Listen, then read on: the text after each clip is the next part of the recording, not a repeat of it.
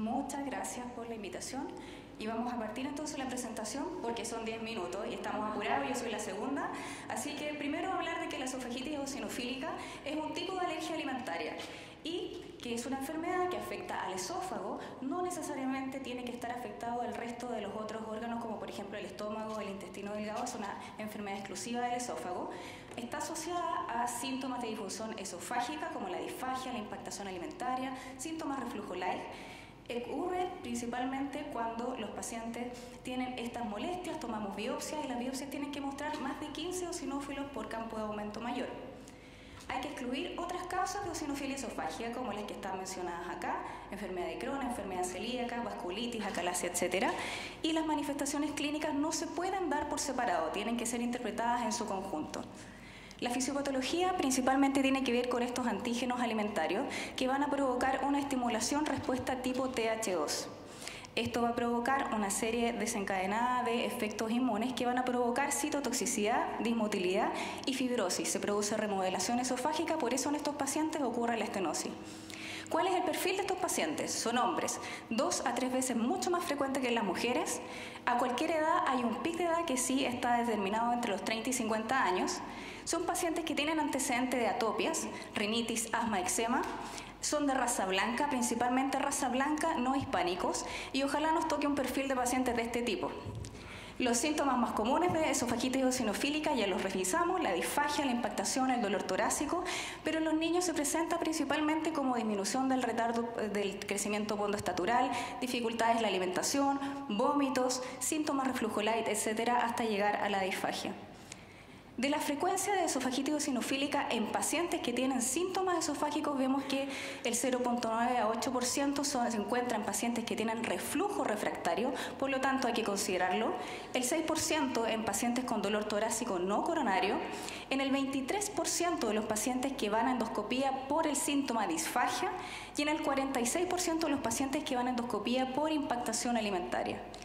La historia natural, lamentablemente, es una enfermedad que avanza, produce fibrosis y produce disminución del diámetro del lumen esofágico y esto va progresando en la medida que nosotros retardamos el diagnóstico, incluso con fibrosis al 87% a los 20 años y disminución del diámetro esofágico hasta ser incluso necesario las dilataciones esofágicas. Estos son los hallazgos endoscópicos de la esofagitis eosinofílica. Este es un score de referencia que es el REFS, que es un score para evaluar las anormalidades endoscópicas donde vemos exudados, anillos, edema, surcos y estenosis. Cada uno tiene una puntuación para evaluar la severidad. Y cuando tenemos la sospecha tomamos biopsia. Ahora, ¿cuál es el protocolo más adecuado para las biopsias de esofagitis eosinofílica? Cambios inflamatorios en parche ocurren en esta enfermedad, por lo tanto, lo ideal ojalá es tomar biopsias dirigidas a los surcos longitudinales o a las zonas que tienen placas blanquecinas porque tienen mayor conteo de eosinófilos. Al menos 6 biopsias distales y proximales porque la sensibilidad diagnóstica aumenta con el número de biopsias, hasta un 100% en los pacientes que tienen más de 5 biopsias. Tomar biopsias a pesar del aspecto normal de la mucosa porque la endoscopía normal se encuentra en el 10% de los pacientes adultos y mucho más en los niños. Es aconsejable las biopsias de duodeno y gástrica, si bien no son una norma, podríamos descartar a lo mejor otros cuadros como la gastroenteritis eosinofílica. Del tratamiento. Tenemos estas estrategias terapéuticas, inhibidores de bomba de protones, corticoides tópicos, dieta, dilatación endoscópica. En realidad, el concepto de esofagitis eosinofílica cambió en el año 2017 y vamos a ver un poco qué pasa con los inhibidores de bomba de protones. En el 2007, ¿qué es lo que nosotros sabíamos? Que la enfermedad por reflujo gastroesofágico era una entidad absolutamente distinta y excluyente de la esofagitis eosinofílica. Tratábamos el reflujo con inhibidores de bomba y la esofagitis eosinofílica con corticoides. El 2011 hasta el 2013 apareció un nuevo concepto que es el concepto de esofagitis o eosinofilia esofágica que es respondedora a inhibidores de bomba de protones y se consideraba esta entidad una entidad distinta de la esofagitis eosinofílica. Finalmente, el año 2017, ¿qué es lo que vemos? Que la esofagitis eosinofílica comprende a este grupo de eosinofilia esofágica que responde a inhibidores de bomba de protones y que actualmente el IBP o el inhibidor de bomba corresponde a uno de los tratamientos de primera línea de los pacientes con esofagitis eosinofílica. Se ha visto que este grupo de pacientes que responde a la IBP tiene un fenotipo, una genética, una terapéutica y una mecanística similar a los pacientes que tienen enfermedad eosinofílica. No son diagnósticos excluyentes, por lo tanto, reflujo y esofagitis eosinofílica pueden coincidir. De los inhibidores de bomba de protones, aproximadamente existen trabajos que hablan desde un 30 hasta un 68% de efectividad. Estas son las dosis recomendadas en adultos, omeprazol 20 a 40 miligramos 2 veces al día o equivalente. Y vamos a ver que es importante la dosis. Los últimos trabajos han mostrado que en general las dosis moderadas o las dosis altas son las más efectivas para tratar las esofagitis eosinofílicas cuando nosotros queremos hacerlos de tratamiento de primera línea. ¿Qué hay de las dietas? Existen 3 estrategias de dietas. La dieta elemental, que es altamente efectiva, es una dieta basada en aminoácidos que lamentablemente la tolerancia es muy baja y es exclusiva principalmente en los niños. La dieta elemental da una efectividad de un 91% de efectividad. Hay otro tratamiento que es la eliminación de alimentos basada en el test de alergias alimentarias que está abajo y en realidad el 42% de los pacientes responden a esta eliminación guiada por estos tests. Como existe un grupo intermedio, a veces no tenemos disponibilidad de estos test y existe la dieta de eliminación empírica de 6 alimentos. ¿Qué cosa eliminamos? Eliminamos la leche, el trigo, algunas leguminosas, la soya, el huevo, el maní y eliminamos los pescados y mariscos. El problema es que hay que hacer reintroducción de todos estos alimentos y cada reintroducción, que ocurre cada 2 a 4 semanas, requiere múltiples endoscopías.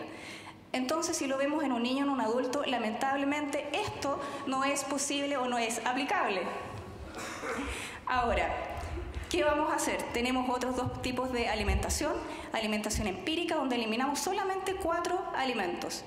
Y la eliminación de 2 alimentos, donde podemos eliminar la leche y el trigo, pero la efectividad es un poquitito más baja. ¿Qué es lo que usábamos habitualmente nosotros? Los corticoides tópicos. Sabemos que los corticoides sistémicos no están recomendados en esofagitis eosinofílica, por lo tanto no es una alternativa de manejo. De los esteroides tópicos tenemos los esteroides inhalatorios deglutivos como la fluticasona y la budesonida, y hay que instruir al paciente que cuando haga esta especie como de expulsión del contenido del inhalador, no coma durante los primeros 30 minutos por administración. La respuesta es variable del 50 al 90% de los corticoides tópicos, principalmente porque tiene que ver con el tiempo de contacto del corticoide tópico con la mucosa esofágica.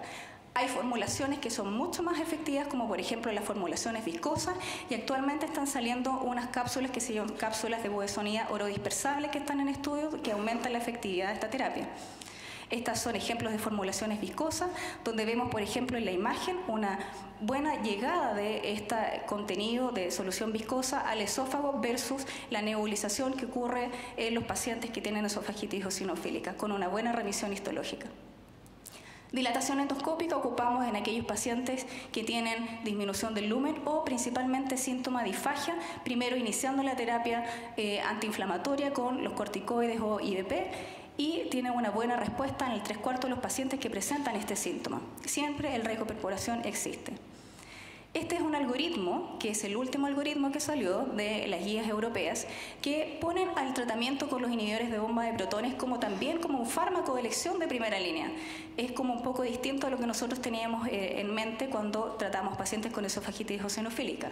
Terapia con IVP, podemos usar los esteroides tópicos dilutivos o usar las dietas de eliminación. Si hay remisión histológica, a veces los síntomas pueden persistir. En este caso, a veces una dilatación endoscópica puede ayudarnos a manejar la estenosis esofágica. El tratamiento a largo plazo, lamentablemente, cuando suspendemos el tratamiento que inicialmente es indicado por 8 semanas, los pacientes vuelven a recurrir. Por lo tanto, la indicación es que estos tratamientos de terapia con IVP, esteroides tópicos y deglutivos podrían incluso intercambiarse en el tiempo. ¿Qué novedades de esofagitis eosinofílica? Diagnóstico, prick test esofágico, esto es experimental. Vemos, por ejemplo, una respuesta donde existen espasmos esofágicos de la mucosa al inyectar un alergeno en la mucosa esofágica.